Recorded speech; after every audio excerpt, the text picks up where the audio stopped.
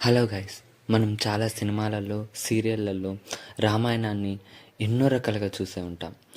రామాయణంలో కీలక ఘట్టమైన సీతాదేవి అపహరణ గురించి మనకందరికీ బాగా తెలుసు. సీతాదేవి అపహరణలో కీలక పాత్ర వహించిన మారీచుడు గురించి ఎంతమందికి తెలుసు? మారీచుడు ఎవరికి పుట్టాడు? దీని గురించి ఈ వీడియోలో డీటెయిల్గా తెలుసుకుందాం. సుకేతుడు ఒక యక్షుడు.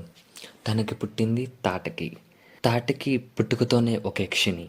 కానీ అగస్త్యముని శాపం చేత తను ఒక రాక్షసిగా మారింది. రాక్షసిగా మారిన తర్వాత తను సుందుడు అనే రాక్షసుని వివాహం చేసుకుంది. వాళ్ళిద్దరికి పుట్టిన సంతానమే సుబాహు, మారీచుడు. తాటకి ఇద్దరు కుమారులతో గంగానది ఒడ్డున మలద, కరుష అనే అరణ్యాల్లో నివసిస్తూ ఉండేది. ఆ గంగానది ఒడ్డునే విశ్వామిత్రుడి సిద్ధాశ్రమం కూడా ఉండేది. ఆ సిద్ధాశ్రమంలో జీవిస్తున్న మునుల్ని తాటకి మరియు సుబాహు, మారీచులు చాలా ఇబ్బంది పెడుతూ ఉండేవారు.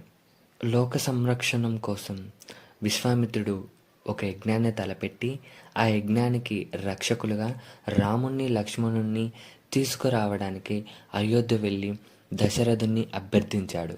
దశరథుడి ఆజ్ఞ మేరకు రాముడు, లక్ష్మణుడు సిద్ధాశ్రమానికి వెళ్ళారు. సిద్ధాశ్రమాన్ని చేరుకున్న తర్వాత విశ్వామిత్రుడు యజ్ఞాన్ని ప్రారంభించాడు. యజ్ఞాన్ని ప్రారంభించిన కొద్దిసేపటికి బాహు, మారీచులు ఆ యాగశాలను ధ్వంసం చేయడానికి శతవిధాలా ప్రయత్నించారు. కానీ రాముడి బాణంతో సుబాహు మరణించాడు. కానీ మారీచుడు అల్లంత దూరాన పడి ప్రాణాలతో బతికిపోయాడు.